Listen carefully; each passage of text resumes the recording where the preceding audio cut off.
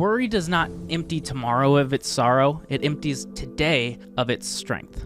Scripture does say, do not be afraid, do not worry, fear not. Look, I don't think it's any question the Bible's position when it comes to worry and fear. But if you're anything like me, who loves to know what the future holds, worry just feels like a part of my DNA. So much so that I hear verses like, do not worry about tomorrow. Well, tomorrow has enough worries of its own. And I'm like, well, shoot, tomorrow's going to be pretty rough, it sounds like. And then I just start worrying again. But today we are diving into a story out of Exodus that offers a pretty simple hack that helps eliminate the worries of tomorrow. In fact, I'll actually dive into some of the things that I've been kind of anxious about lately and how I keep this story in mind as I start to feel that worry creep back in. And let me just say, the enemy has been at work on me this week.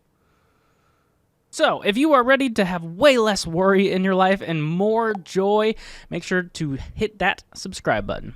Okay, before Exodus, we got to take a look at the prayer that Jesus teaches us to pray on the Sermon on the Mount in Matthew 6. Now, we're specifically looking at this line where it says, "Give us this day our daily bread." Now, when he's talking about bread, he's not necessarily referring to these delicious Hawaiian rolls that I will be partaking in during the shooting of this video because they are so delicious. Hashtag not sponsored.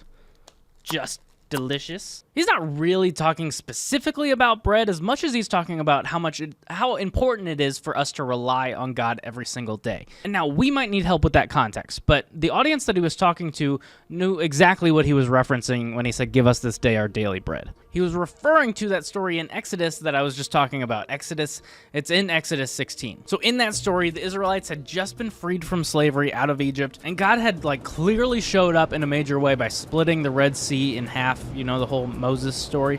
The group can't deny what they just saw. God clearly provided. And yet, only a month later, they find themselves in the wilderness, and they're a little hangry. In fact, the verse says, "If only we had died by the Lord's hand in Egypt. There we sat around pots of meat and ate all the food we wanted, but you have brought us out into this desert to starve this entire assembly to death." So they're basically saying, man, it would have been really nice if we would have just died while we were comfy and eating good. Now, I am so grateful that God has so much more grace than I would if I was God.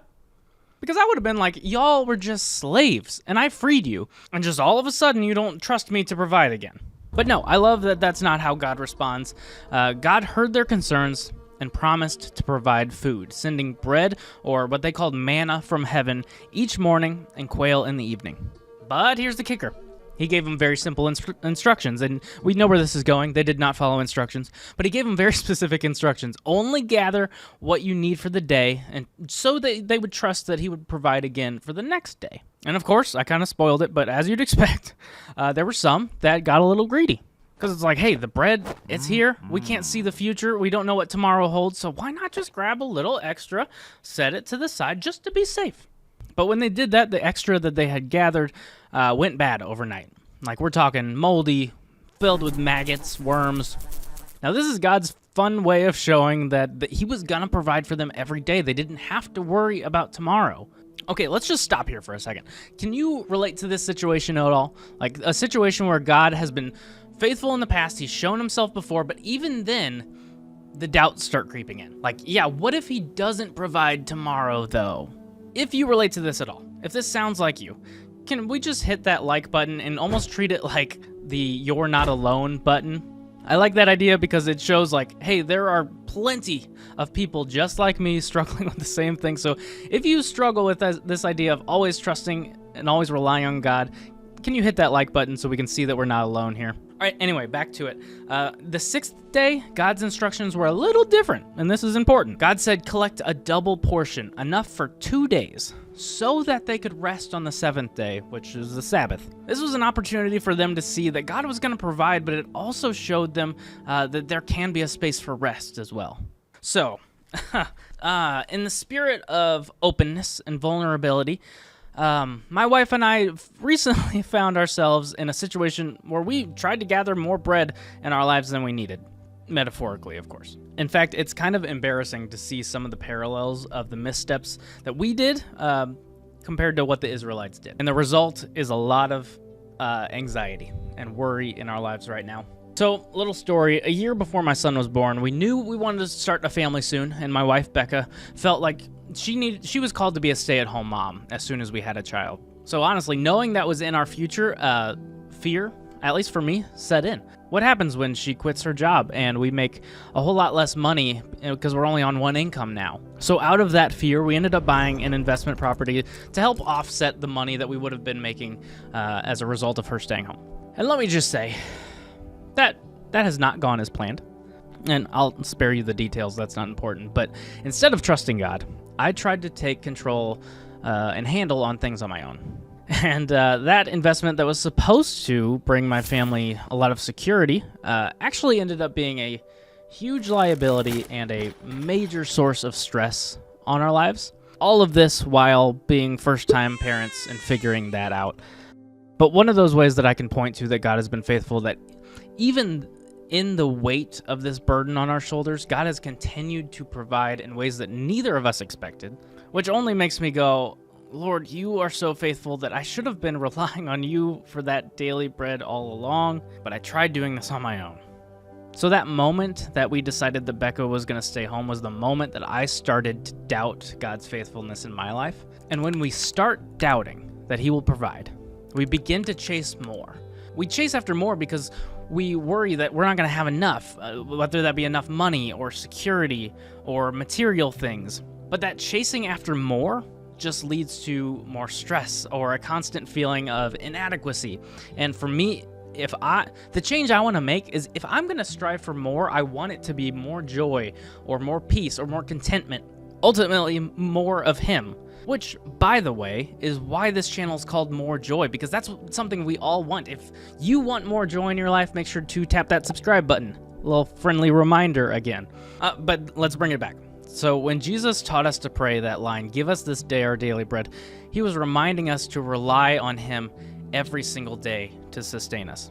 And what that requires is daily dependence on him. But notice how he says daily bread, not monthly or yearly or, hey, if you could just provide for like the next 5 years and set us up, that'd be great. No, he taught us to pray for the daily bread, to come back to him every single day. Because what happens when we don't, I think Corrie ten Boom said this very well, worry does not empty tomorrow of its sorrow, it empties today of its strength.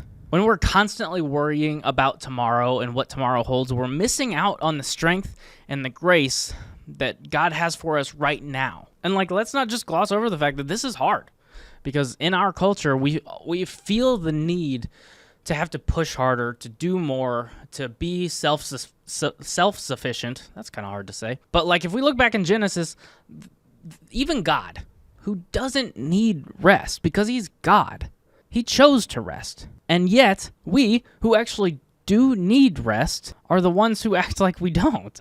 And it's likely because we believe one of these two lies. Either one, we don't need him to get through the day. We're good. Or second, that we're completely on our own and we better start chasing more. When you start to feel that worry creep in, bring it back to today. Instead of thinking 10 steps ahead, pause and ask, what should I be relying on God for right now? Just for today. Because maybe for you, this lack of daily dependence shows up in trying to juggle multiple side hustles or striving to level up in your career or make investments that are supposed to do more good than harm to your family, but that's not what ended up happening. And now doing those things, if they're meeting real needs, that's one thing. There's nothing inherently wrong with any of those things that I mentioned, but if they're just fueled by anxiety or fear of not having enough or the need to be secure, that might be a red flag that should go up. To ask yourself, who are you depending on? Yourself or God? Hey, in case you didn't know, this is just one of 4 videos that we've released as part of this channel launch. This channel is just a space to find more joy and more peace in your life, no matter what season you are in. And seriously, we would love to have you as a subscriber as we walk alongside you, navigating life and your relationship with Jesus. And of course, hitting subscribe is basically like saying, yes, I do want more encouraging Christian content like this. So we will continue to make it. But the second best thing you can do is just watch another video, like maybe this one or this one.